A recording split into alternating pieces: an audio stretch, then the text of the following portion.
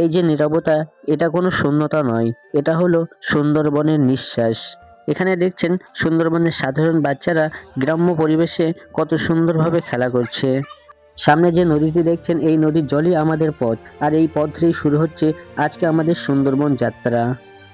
Hello বন্ধুরা, কেমন আছেন সবাই? আশা করি সবাই অনেক অনেক ভালো আছেন। আজ আমি চলে এসেছি সুন্দরবনের একদম প্রান্তস্থ একটা দ্বীপে, যে দ্বীপে বাঘের ভয়, কুমিরের আতঙ্ক, সাপের আতঙ্ক সব সময় লেগে থাকে। তো এই দ্বীপের মানুষ কিভাবে বসবাস করে, তাদের জীবনযাপন কেমন, এই ভিডিওতে আমরা সেই বিষয় নিয়ে আলোচনা করব। তো ভিডিওটি শেষ পর্যন্ত দেখতে থাকুন, জানতে পারবেন অনেক কিছু। এখানে আপনাদের একটা জিনিস দেখাই, এখানকার মানুষের প্রধান জীবিকা হলো জঙ্গলের মধু সংগ্রহ করা, মাছ শিকার করা এবং জঙ্গল থেকে কাঠ ভেঙে বা কাঠ কেটে সেগুলো সাধারণভাবে বিক্রি করা। কিন্তু আপনাদের একটা জিনিস দেখাই, এখানে আমার পিছনে যে দেখতে পাচ্ছেন, এখানে কিন্তু সুন্দরভাবেই বিভিন্ন ফসল বা সবজি চাষ করা হয়েছে। এখানে একটা জিনিস দেখে অবাক হলাম, এখানে কিন্তু এই যে পিছনে দেখতে পাচ্ছেন, এখানে কিন্তু আধুনিক যে টিউব অয়েল, আধুনিক যে টিউব, যেটাকে শ্যালো মেশিন বলে এখানকার স্থানীয় ভাষায়, তো সেই মোটর দিয়ে কিন্তু তারা এখান দিয়ে সেচ ব্যবস্থা সম্পন্ন করে। তো এখানে মাঠের মধ্যেখানেও দেখছেন ইলেকট্রিক চলে এসেছে, এবং ইলেকট্রিক মোটরের সাহায্যে কিন্তু এখানকার মানুষেরা তাদের সবজি বা চাষের জমিতে জল সরবরাহ করে। এই শ্যালো মেশিন ঘিরে আশপাশের জমিগুলো হয়ে উঠেছে সবজির উপযুক্ত।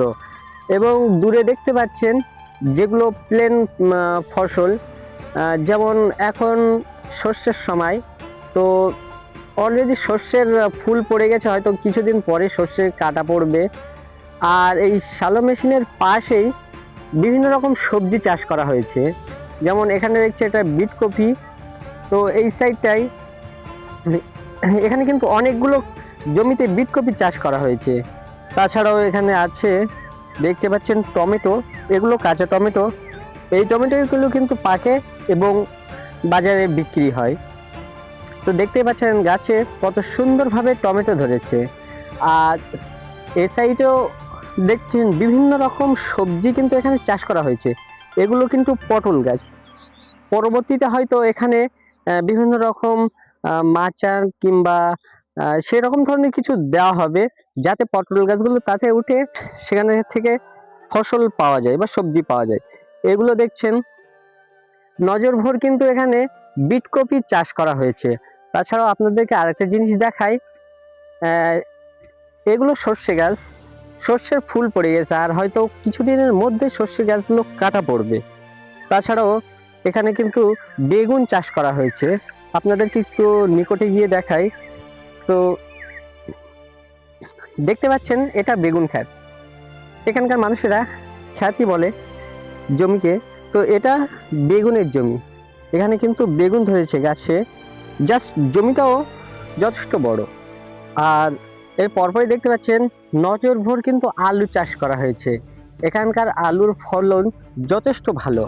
তো এমন কোনো সবজি নেই, এই মুহূর্তে দেখতে পাচ্ছেন এমন কোনো সবজি নেই যে এখানে চাষ করা হয়নি। সুন্দরবন অঞ্চলের মধ্যে এমন চাষাবাদ দেখে খুবই খুবই অবাক হলাম, কারণ এখানকার নোনা জল চাষের পক্ষে খুবই ক্ষতিকর, কিন্তু তারা যে আধুনিক প্রযুক্তি তারা ব্যবহার করছে, এটা দেখে অনেকটাই অবাক হলাম। এখানে দেখছেন সুন্দরবনের সাধারণ বাচ্চারা গ্রাম্য পরিবেশে কত সুন্দরভাবে খেলা করছে।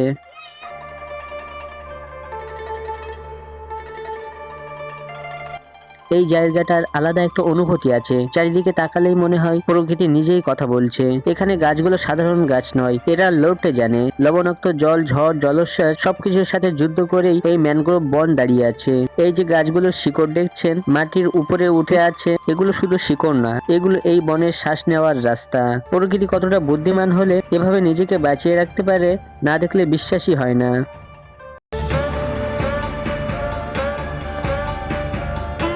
এখানকার মাঠ ঘাটগুলো ঘুরে ঘুরে দেখতে দেখতে একটা জিনিস দেখে আবারই অবাক হলাম, যেটা আপনাদের সাথে শেয়ার করা দরকার। তো পিছনে যে একটা মুক্তি টাইপের দেখতে পাচ্ছেন, জমিটা খুব ছোট কিন্তু জমির মাঝখানে ঠিক ওইটা বসানো হয়েছে। এটা কি কারণে বসানো হয়েছে আপনারা জেনে থাকলে অবশ্যই কমেন্টে লিখে যাবেন। চলতে চলতে এখানকার যে মটরশুঁটি বা কড়াইশুঁটি আমরা খেয়ে থাকি সর্বদা, তো আমার পিছনে দেখতে পাচ্ছেন হয়তো এখানকার এই ফসলটা খুব একটা ভালো হয়নি, কিন্তু এখনকার খাওয়ার জন্য যথেষ্ট।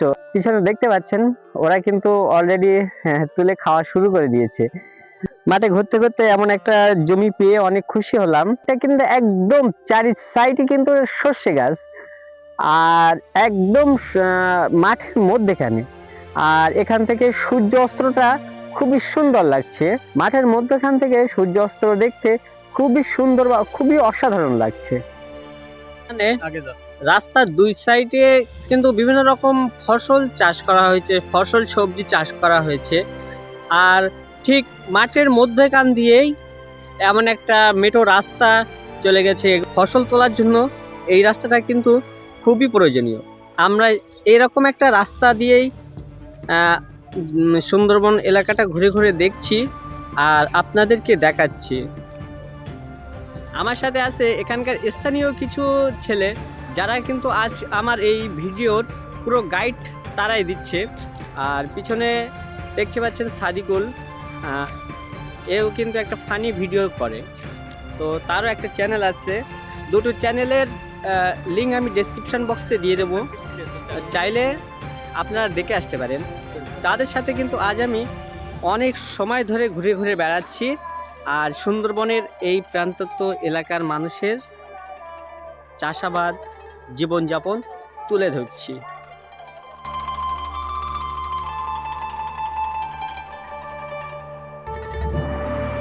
আজ এখানে একটি বিশিষ্ট অনুষ্ঠান উপলক্ষে খিচুড়ি রান্না করে সাধারণ মানুষদেরকে খাওয়ানো হবে। আর এখানকার বাচ্চাগুলো দেখছেন কত সুন্দরভাবে সেজে এসেছে। এই বনের আলাদা একটা শক্তি আছে, সবসময় চোখে দেখা যায় না কিন্তু অনুভব করা যায়। এই নীরবতার ভেতরেই লুকিয়ে আছে সুন্দরবনের রাজা। তাই এখানে প্রতিটা মুহূর্ত সতর্কতার সাথেই কাটাতে হয়। এই নদীর উপরেই এখানকার মানুষের জীবন দাঁড়িয়ে আছে। মাছ ধরা, মধু সংগ্রহ করা, প্রতিদিন ঝুঁকি নিয়ে তারা বেঁচে থাকার লড়াই চালিয়ে যায়। এই বন শুধু প্রাকৃতিক নয়, এটা হাজার মানুষের জীবন। তো ভিডিওটা এই পর্যন্ত। ভিডিও ভালো লাগলে একটি লাইক করে দিন। চ্যানেলে নতুন এসে থাকলে চ্যানেলটি অবশ্যই সাবস্ক্রাইব করে রাখুন। আর যারা ইতিমধ্যে চ্যানেলটি সাবস্ক্রাইব করে রেখেছেন তাদেরকে অসংখ্য ধন্যবাদ। শেয়ার করে দেন আপনার বন্ধুদের কাছে।